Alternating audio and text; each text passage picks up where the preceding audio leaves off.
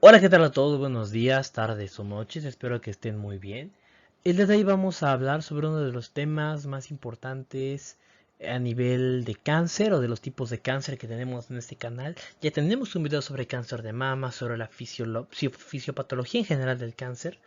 Y vamos a hacer un video sobre el cáncer cervicouterino. Es el segundo con más frecuencia en el país, en México y en el mundo, también en las mujeres es de los más comunes, superado por el cáncer de mama. Dicho esto, vamos a comenzar. Bueno, de manera principal hay que saber que el cáncer cervicouterino, como su nombre lo indica, se desarrolla en el cérvix. El cérvix, propiamente dicho, está justamente en la entrada de la vagina. Esto que está aquí es el canal vaginal y esto sería la porción de entrada hacia lo que es el útero, ¿no? Aquí estaría el útero o matriz, que también se le denomina, y esto es la vagina. En este punto de aquí es el cérvix o cuello uterino, por eso se llama cáncer cérvico uterino, porque afecta tanto al cérvix como al útero. Ahora, el cérvix nosotros para el cáncer lo vamos a dividir de dos maneras. La primera es el endocérvix, es decir, la parte de adentro, y la otra es el ectocérvix, o sea, la parte de afuera. La zona donde más se desarrolla el cáncer es esta de aquí, la zona de transición, que básicamente sería el punto de intercambio entre el endocérvix y el ectocérvix. O sea, donde los dos epitelios se unen, ahí en la zona de transformación o zona de transición también se le denomina. Algunos le llaman unión escamocolumnar. Ahora les voy a explicar por qué. El endocérvix, que es la porción de adentro, la porción más profunda, presenta células glandulares, es decir, que van a estar generando secreciones constantes. Estas secreciones van a derivar en un epitelio mucoso, es decir, van a dar el moco de todo lo que es el cérvix y la cavidad uterina, para que pues, se mantenga bien humectado toda la zona y toda la cavidad. En el caso de ectocervix, o sea, la parte de afuera, es un epitelio mucho más duro que sirve para proteger. O sea, todo lo que está aquí, que serían agentes, van a querer invadir aquí. Sin embargo, las células del ectocervix van a formar una barrera para que todos los agentes que quieran entrar no lo hagan. Y por lo tanto, así como con otro tipo de herramientas que tiene el cuerpo, que sería parte de la inmunidad innata, evitan que el cervix se invada por algún agente patógeno. El ectocervix presenta células escamosas, que de hecho son las más afectadas en el caso de cervicouterino, en un 80%, o sea, poco más del 80% de las células afectadas son las escamosas, y como les digo, son un epitelio duro para protección. La zona de unión es también llamada unión escamocolumnar. ¿Por qué? Porque es entre células escamosas y células columnares o también llamadas glandulares. Y en esta zona de transición o unión escamocolumnar, la mitosis, es decir, el proceso de división celular, es muy elevado. Por eso, si cualquier agente que provoque cáncer ataca esta zona, es más común que el cáncer se desarrolle. Otro punto muy importante que hay que tener en cuenta es el de la infección por VPH. El cáncer cervicouterino tiene la gran característica y la individualidad de que es provocado por un virus. A diferencia de otros cánceres como el cáncer de mama, un cáncer de una leucemia, un linfoma, lo que ustedes quieran, un cáncer de páncreas, que tienen un factor genético, en el caso del cáncer cervicouterino es más un factor de virulencia. Aquí el que más afecta es el virus del papiloma humano, que es transmitido justamente de manera principal por vía sexual. Por eso es uno de los factores de riesgo. Conductas sexuales de riesgo provocan infección por VPH. Ahora, otra de las características principales es que existen más de 200 VPH. ¿Ok? O sea, existen muchísimos VPH. Y aquí la cantidad principal de VPH radica en que tienen mucha disposición para poder invadir al cuerpo humano. Pero lo más importante es saber que existen dos serotipos específicos del VPH, o sea que son los que van a dañar y van a provocar más cáncer. Estos son el 16 y el 18, que entre estos dos llegan a provocar hasta el 80 o 90% de todos los cánceres que existen a nivel de cervix, son provocados por estos dos tipos. ¿Y cómo lo hacen? Bueno, de forma principal, en el video de quimioterapia también explicamos un poquito sobre el ciclo celular. Sin embargo, aquí se los digo de nuevo. Tenemos la gran característica de que el ciclo celular tiene retenes, ¿ok? El ciclo celular es básicamente un proceso en el cual la célula se puede dividir. Pero para que se divida la célula necesita retenes, o sea, puntos de control, checkpoints. Estos checkpoints lo que hacen básicamente es decir, si la célula tiene un daño, ya no la dejan progresar y por lo tanto hacen que el virus pues ya se pierda por completo y ya no se siga. Pero el virus del papiloma humano tiene una gran característica, que tiene unas proteínas llamadas E6 y E7, que su función principal es evitar que estos retenes avancen. Al generar que estos retenes no avancen, ya no hay un control en la célula y por lo tanto las proteínas reguladoras de la célula, que son el retinoblastoma y la proteína P53, se pierden y al perderse, estas empiezan a dividirse sin control provocando el cáncer. Ahora, el estadio principal o el primer estadio se llama displasia. Ojo, no estoy hablando de un cáncer todavía, estoy hablando de una displasia. ¿Qué es la displasia? Una alteración en la morfología, es decir, la forma, la arquitectura, o sea, la organización de las células, o en las características de las células. Un núcleo más raro, una membrana compleja, microtúbulos extraños, o sea, cualquier cosa que haga que la célula ya sea rara, vamos a denominarla como displasia. Esta imagen que está aquí me gustó mucho porque explica de forma general cómo el virus del papiloma humano puede empezar a infectar. En este caso vemos cómo está todo su ADN, o sea, su material genético almacenado en el virus, infecta al epitelio y sobre todo, dato curioso, no empieza a afectar a las células más superficiales.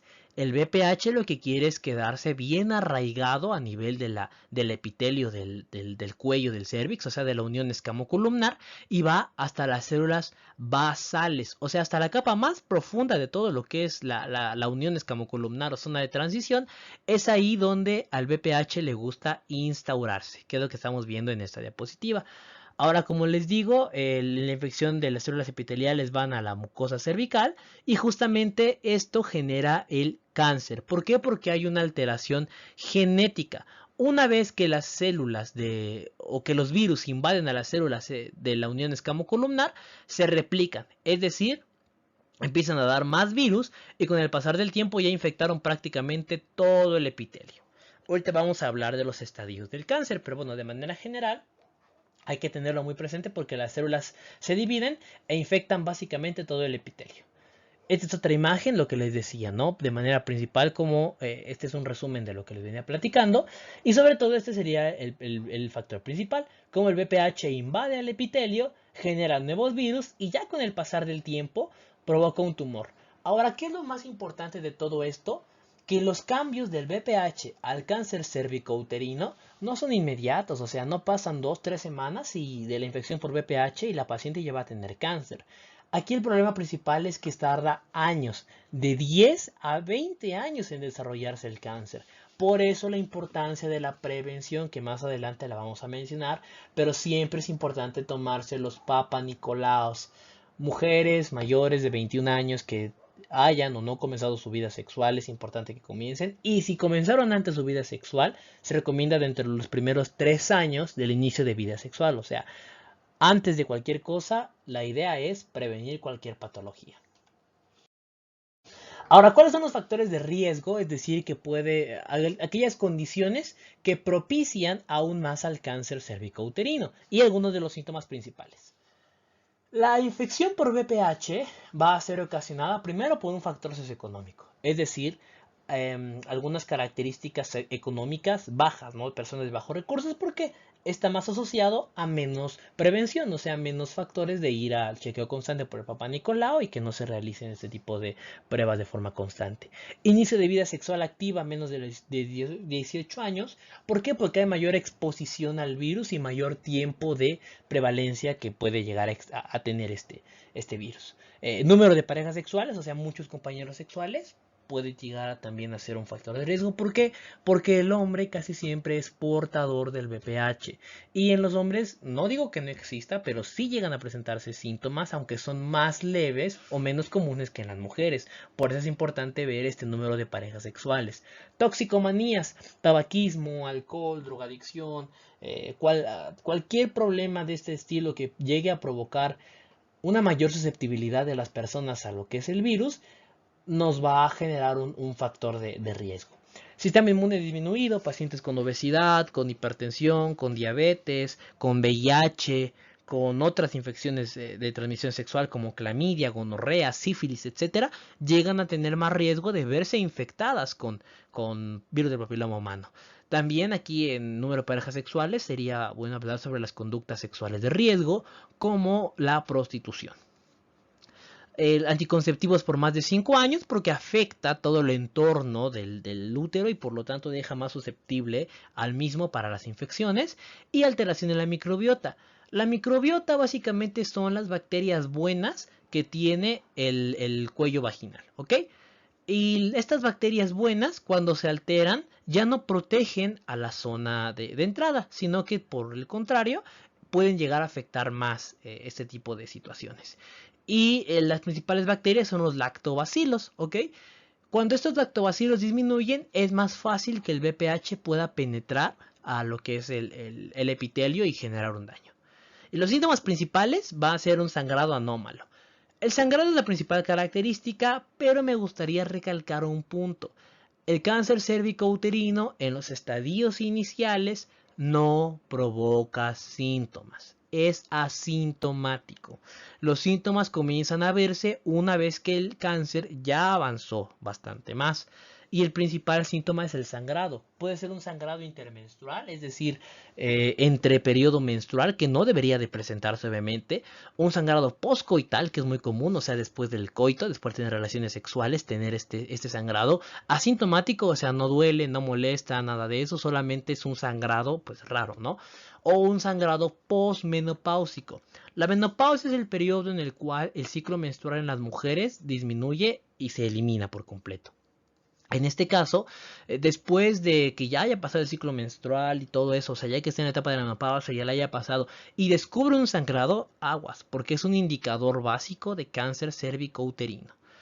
Leucorrea, pero una leucorrea que no es blanquecina, en realidad se habla más de una descarga vaginal, más que leucorrea, o sea, es una combinación de líquido purulento con leucocitos, con sangre, con incluso pus, o sea, ya es un líquido muy diferente, ¿ok?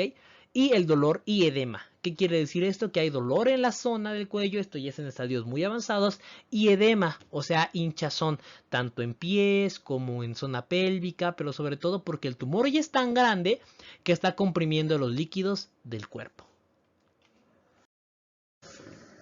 Ahora, otro punto muy importante es el de las lesiones preneoplásicas. O sea, esto todavía no es cáncer. Una vez que usted se realice su Papá Nicolau y le digan encontramos un NIC1, un NIC2 o un NIC3, quiere decir que es una neoplasia intraepitelial cervical. ¿Qué quiere decir esto? Todavía no es cáncer, está muy a tiempo del tratamiento, pero si no la trata va a progresar a ser cáncer. Y el NIC se divide en tres, como les digo, NIC1, NIC2 y NIC3. Recuerden que les mencionaba que el VPH lo que hace es invadir la capa basal porque le gusta quedarse bien arraigado en las células. Pues el NIC1 es básicamente una displasia, o sea, una alteración de las células en un tercio, si lo dividimos entre tres, en el primer tercio del epitelio. O sea, que básicamente la capa más profunda del epitelio vaginal va a comenzar con displasias leves. Este tipo de condición se llama una lesión intraepitelial de bajo riesgo. Esto quiere decir low, ¿ok? De bajo en inglés. Esto pues es, la recomendación principal es que aquí tengamos un manejo expectante. Tampoco dejar a la deriva, pero sí decir, ok, vamos a hacer un Papá Nicolau cada 6 meses o cada año para ver el avance y que no haya progresión de este cáncer. O de esta displasia, mejor dicho, porque, perdón, repito, esto no es cáncer todavía, solamente son lesiones preneoplásicas, o sea, antes del desarrollo del cáncer. NIC 2 quiere decir que ya se invadió 2/3. O sea, si este era solamente una tercera parte, estas ya son 2/3 partes de todo lo que es el epitelio vaginal. La displasia ya es avanzada y ya se considera de alto riesgo. Aquí ya no va a ser expectante de decir, ¿sabe qué? Venga en 6 meses o en un año, le hago otro Papá Nicolau y checamos su control. Aquí ya vamos a mandar un tratamiento quirúrgico. ¿Cuál sería el principal tratamiento? La conización. Que básicamente la conización es quitar la puntita del cervix nada más. Y además de que es diagnóstico porque ese examen se va a mandar a estudiar o ese pedacito de tejido se va a mandar a estudiar para que no exista ninguna duda de la alteración en este tipo de epitelio. También nos sirve como tratamiento porque ya vamos a quitar la parte que estaba afectada. Ahora, si nos vamos a un NIC3, esto ya podríamos decir como un carcinoma in situ. O sea, no es un cáncer al 100%, pero ya está prácticamente desarrollándose al full, al 100%. La displasia, o sea, la desregulación celular, ya invadió los 3/3, o sea, todo básicamente el epitelio ya está invadido. Obviamente es de muy alto riesgo y esto pues ya es una progresión de años. Pacientes que no se tomaron el Papa Nicolau en muchísimo tiempo y llegan y observamos un icterés, quiere decir que nunca, o que ya tenía mucho tiempo de haberse tomado el Papa Nicolau. Y aquí la idea es un carcinoma in situ. Podríamos progresar un tratamiento quirúrgico, eso quiere decir QX, y una quimioradioterapia. Aquí ya hablamos de quimioradioterapia. Esto es lo que les decía de cómo es el desarrollo del cáncer cervicouterino. Primero sería el epitelio normal, invadido por BPH. Luego es un tercio, el NIC 1. Luego es 2/3, que sería el NIC 2. Y luego 3/3, el NIC 3. Para que ya el punto final sea el cáncer invasivo. O sea, ya de lo más grave que puede llegar a presentarse. Sin embargo, también ya cuando existe una lesión preneoplásica tenemos que aprender a manejarla, ¿ok? Aquí lo principal sería estadificar la progresión, o sea, en dónde estamos. Si es un NIC 1, como les digo, va a ser de bajo riesgo, no va a haber tanta lesión ni tanto problema. Pero si ya es un NIC 2 o NIC 3, vamos a denominarla como una lesión de alto riesgo, porque ya invade todo lo que es el epitelio uterino. Hay que estadificar, o sea, en qué punto está nuestra paciente, NIC 1, NIC 2, NIC 3, o si ya es un cambio celular anómalo. También otro tipo de estadios que puede llegar a presentarse en el caso del Papa Nicolau sería, encontramos un ascus o un agus, que básicamente quiere decir que hay alteraciones en células escamosas o en células glandulares. Todavía no es una lesión neoplásica, o sea, no es un cáncer, pero ya es una alteración en las células como tal. Y como les digo, la displasia se basa en arquitectura, o sea, cómo se organizan, anomalía celular, forma, núcleo, tamaño, todo lo que tenga que ver con células, extensión, o sea, cuánto ya migró, y subtipos, que sería básicamente hasta dónde ya estuvo el cáncer y qué tipo de cáncer es. El de células escamosas es hasta un 60 u 80% y el adenocarcinoma de un 10 a 20%. Como les decía, de un 80 a 90% de todos los cánceres son provocadas por estos dos tipos de células, las escamosas y el adenocarcinoma. Ahora, el diagnóstico como tal, nosotros los vamos a establecer por el Papa Nicolau. Aquí la idea principal es que no entremos en el papel de diagnosticar cánceres. Lo primero sería hacer Papa Nicolaus constantes para que no exista el riesgo, ¿ok? de la enfermedad. Ese es, bueno, el primer punto sería el Papa Nicolau. Y la clasificación es la clasificación de Bethesda. Ahorita les voy a meter una tabla de más factibilidad para que entiendan mejor este concepto. Bethesda puede tener tres resultados: positivo, negativo o incierto. El Bethesda positivo nos indica que básicamente ya encontramos una lesión y que sí o sí es un NIC3 y que tenemos que mandar a hacer más estudios para diagnosticar qué tipo de cáncer es. Sin embargo, ya encontramos un carcinoma, o sea, ya encontramos una lesión de cáncer al 100. Una negativa, que encontramos todo normal, no hay células afectadas, por ahí probablemente alguna infección por otro tipo de bacteria, pero algo de cáncer, no. Y un resultado incierto, que como tal no encontramos algo, pero tampoco no encontramos nada. ¿Por qué? Porque el examen falló, la toma se hizo mal, el laboratorio falló, o sea, cualquier cosa puede haber pasado, pero es una prueba incierta. La indicación para la prueba incierta es volver a tomar el Papa Nicolau en 4 o 6 meses, ¿ok? Y sobre todo se prefiere que no estén en el ciclo menstrual. Si están en el ciclo menstrual es muy probable que las células no se alcancen a ver de la mejor manera, por eso es mejor que sea en otra fase del ciclo menstrual. Si encontramos un resultado positivo, en el caso de Bethesda, es decir, el Papa Nicolau salió con una normalidad, se manda al siguiente estudio, que sería la colposcopía. Colposcopía básicamente es introducir una cámara a nivel de la cavidad vaginal para observar el cuello del útero y teñirlo con dos estructuras o con dos sustancias. Una es el ácido acético y la otra que es el Lugol. Toda lesión neoplástica que se tiña con este tipo de sustancias va a cambiar de color y se va a ver al momento. Por ejemplo, el ácido acético lo deja blancuzco o blanquecino, y este tipo de coloración es casi patognomónica, es decir, de que sí o sí vamos a encontrar ahí cáncer. Y ya el diagnóstico final, el diagnóstico máximo que tenemos nosotros para el cáncer cervicouterino sería la biopsia. Extraer una parte de tejido, mandarla al área de patología, y patología ya refiere cuáles son los hallazgos malignos que encontramos. Pero ese sería el estadio final. Este es un ejemplo de clasificación de Bethesda.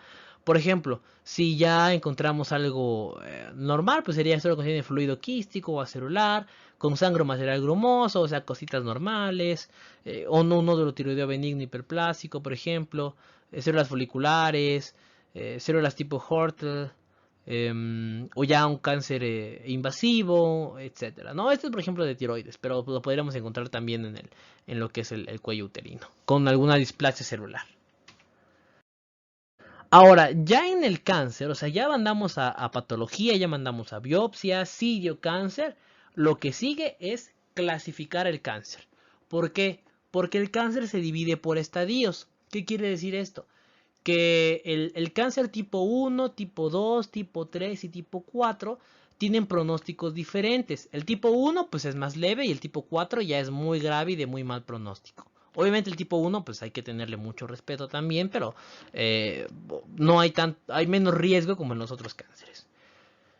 Lo que hay que evaluar es el tamaño del tumor, o sea, qué tan grande es ese tumor que estamos observando, la extensión del mismo, o sea, hasta dónde abarca, la profundidad, o sea, hasta dónde acaba de penetrar ese tumor, cuánto tuvimos que cortar para poder hallarlo, y si hay o no hay síntomas. Si ya hay síntomas, quiere decir que el tumor ya ha progresado muchísimo. Pero si no hay síntomas, todavía estamos muy a tiempo de tratar ese cáncer. Cuando hablamos de un carcinoma in situ, es decir, en el lugar, hablamos de que está confinado, o sea, no sale del cuello uterino, sino que está aquí bien amarradito al cuello uterino. En este caso vamos a establecer el estadio tipo 1, ¿ok? O sea, cáncer tipo 1. Y el cáncer tipo 1 se divide en dos, 1A y 1B. Y estos a su vez se vuelven a dividir. Por ejemplo, el 1A quiere decir que la lesión es microscópica. No la vemos en exploración con espéculo, o sea, con la clínica. Pero sí la vamos a ver cuando mandemos a hacer una biopsia. En el 1A1, la profundidad es de 3 milímetros, o menitos de 3 milímetros. Mientras que en el 1A2 es de hasta menos de 5 milímetros. O sea, es un poquito más profundo, pero todavía no lo vamos a poder observar. Sin embargo, en el caso del 1B, ya es visible, pero todavía no se ha ido a otra estructura que no se quede en el cuello uterino. O sea, sigue confinado, sigue amarrado al cuello uterino. El 1B1 es hasta 2 centímetros. El 1B2 es hasta menos de 4 centímetros. Y el 1B3 hasta 4 centímetros, pero sin que invada otro tejido. O sea, se queda solamente aquí en el cuello uterino. Esto es lo que les decía. El estadio 1B2 y 1B3. Si se dan cuenta, no sale hacia lo que es cavidad, sino que se queda en este punto, ¿ok?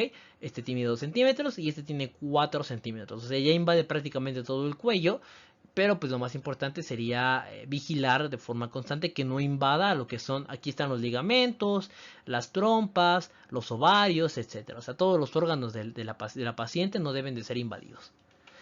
El siguiente es el estadio 2. En este caso vamos a evaluar lo mismo: tamaño del tumor, extensión del tumor, profundidad y síntomas.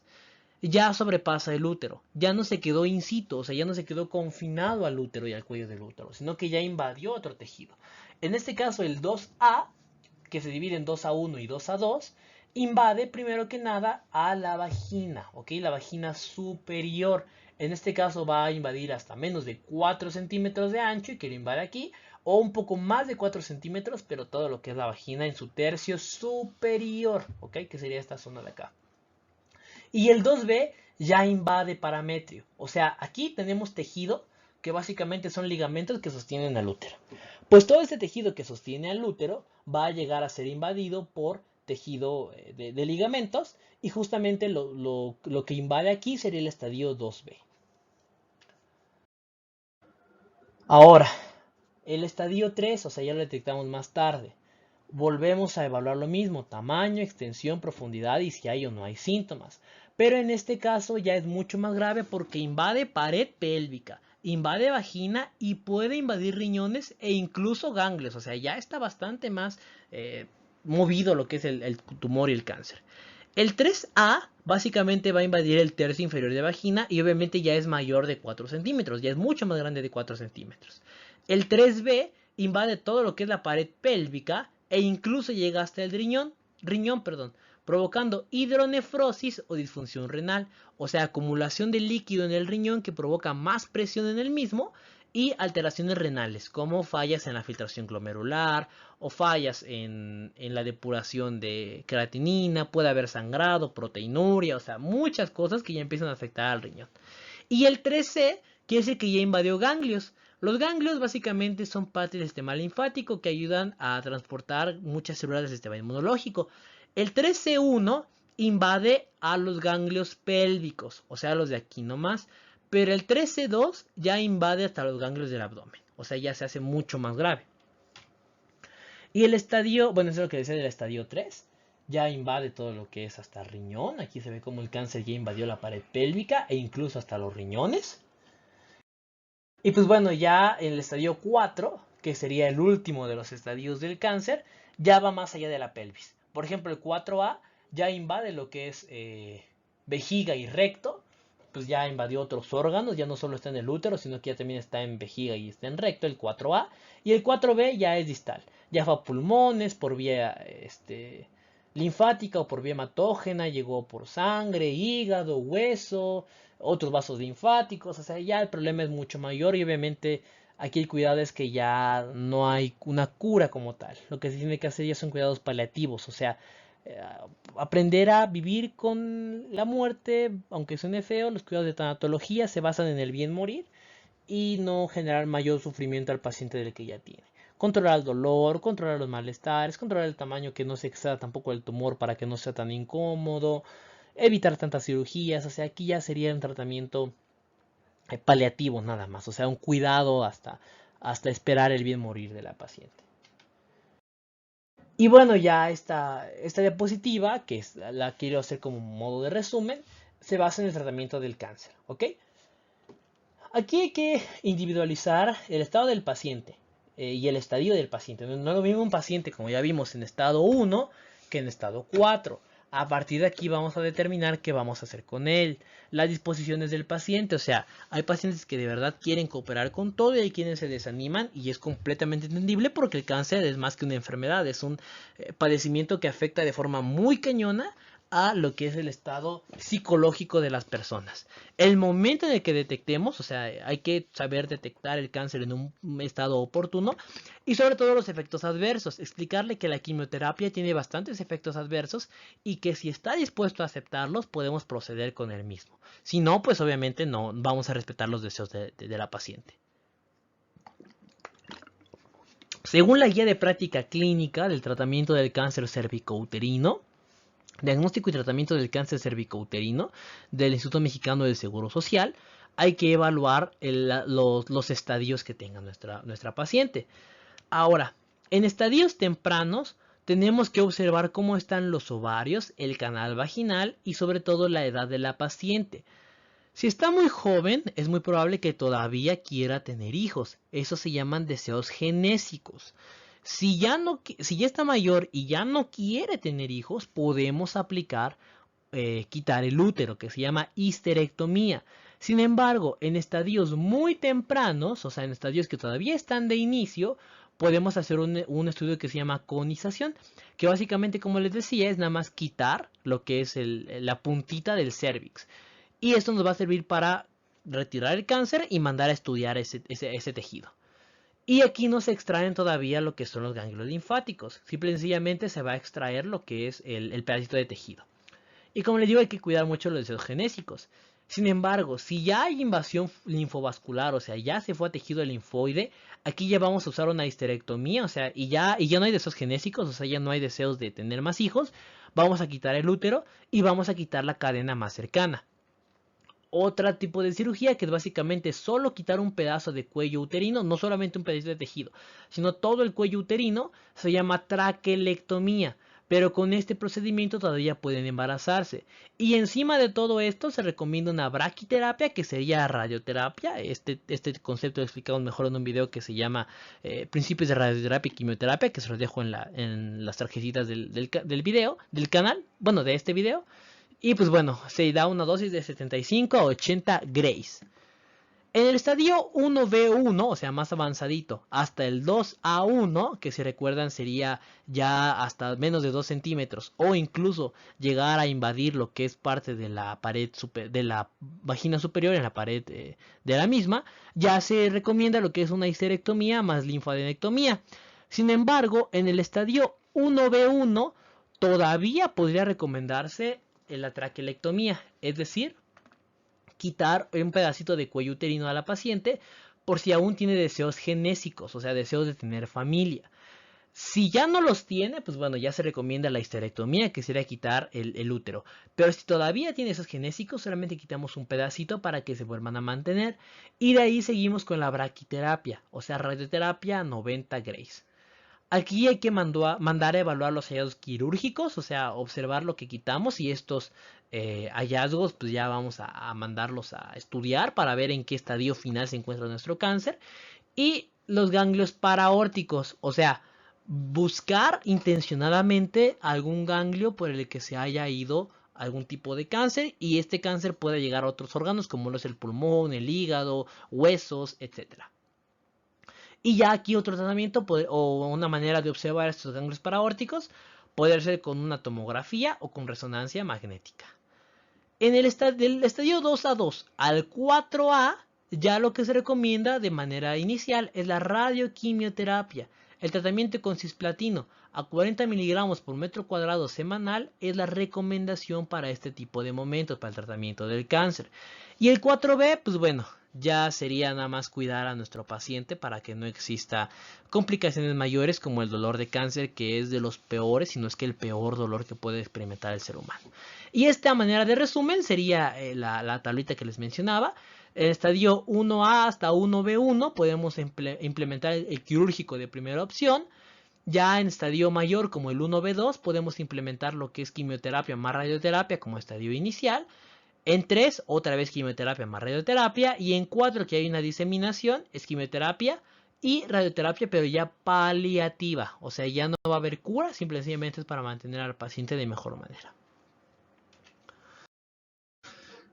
Y pues bueno, muchísimas gracias por haber visto este video. Espero que les haya gustado.